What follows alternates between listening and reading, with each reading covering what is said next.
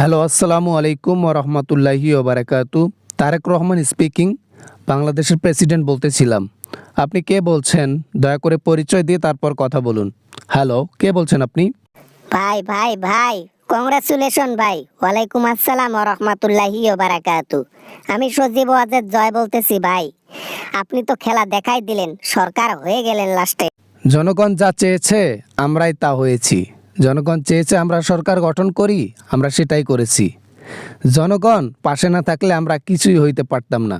তাই ফুল ক্রেডিট জনগণ। তা যাই হোক, আপনার তো সে কথা মনে আছে নাকি, যে কথা বলেছিলেন নির্বাচনের আগে, যে প্রতিশ্রুতি দিলেন আওয়ামী লীগকে ফেরাবেন? ওই কাজটা কতদূর পর্যন্ত এগোলো? ওটা কি আদৌ সম্ভব? ভাই, জনগণ চাচ্ছে না আপনারা দেশে ফিরেন। জনগণ কোনোভাবেই চাচ্ছে না। এখানে কি করার আছে?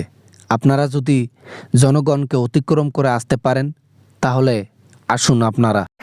আপনি তো কথা দিয়েছিলেন, প্রতিশ্রুতি দিয়েছিলেন যে জনগণ কিচ্ছু করবে না, আওয়ামী লীগকে আমরা ফেরাবো আমাদের মতো করে, আমরা ওদেরকে প্রোটেক্ট করব। আমি আপনাদেরকে প্রোটেক্ট করব এটা কখন বললাম? আপনি তো কথা ঘুরাচ্ছেন।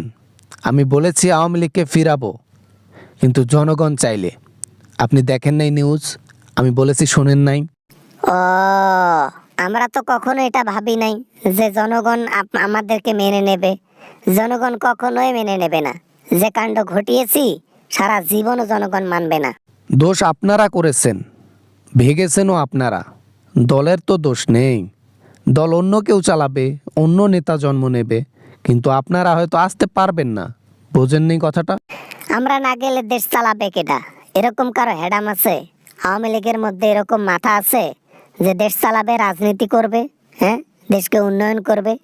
আমরা ছাড়া কেউ আছে? আমরা দেখেছি, প্রমাণ এখনও রয়েছে সোশ্যাল মিডিয়ায়। কতগুলো মানুষের প্রাণ নিয়ে গেলেন। এগুলা কি মিথ্যা? এত কিছু হয়ে যাওয়ার পরও জনগণ আপনাদেরকে মেনে নেবে?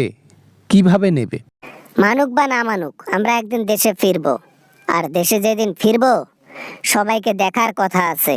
ক্ষমতাটা খালি একবার হাতে নাতে নেই, তারপর দেখতে পাবে জনগণ এবং নেতারা। এইভাবে কথা বললে জনগণ ভালোবাসা তো দূরের কথা, উল্টা আপনাদেরকে দেশের আঙ্গিনায় আসতে দেবে না।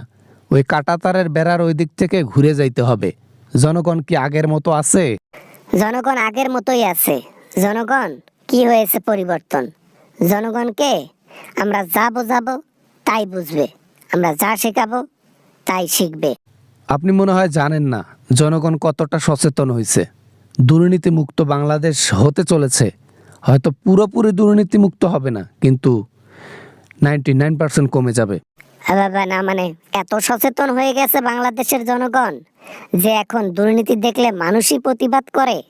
বাবারে বাবা, এত উন্নতি হয়েছে জনগণদের আবার। মাথা পেতে আর কত তারা সহ্য করবে? সহ্যের বাঁধ ভেঙে গিয়েছিল। সেদিন প্রতিবাদ করে আপনাদেরকে সরিয়ে দিয়েছে। সেদিনই প্রমাণ করেছে দুর্নীতি দমন করা ওদের পক্ষেই সম্ভব, তাছাড়া আর কারো পক্ষে নয়। হয়েছে হয়েছে, বুঝছি।